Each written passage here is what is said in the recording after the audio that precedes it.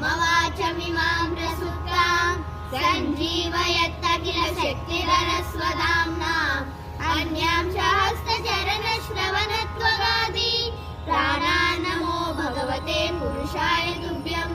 एकस्त्वमेव भगवन् निगमात्मशक्त्या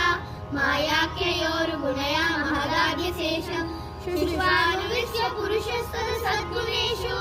नानेव दारुषु विभावसुवद्विभासि त्वद्दया वयनयेदमचष्ट विश्वम् सुप्तप्रबुद्ध इव नाथ भवत्प्रपन्नः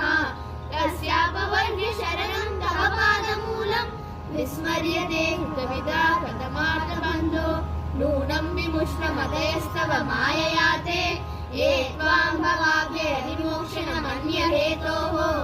अर्चन्ति कल्पकतरुगुणगोपभोग्यम् इच्छन्ति यस्पर्शजं निरय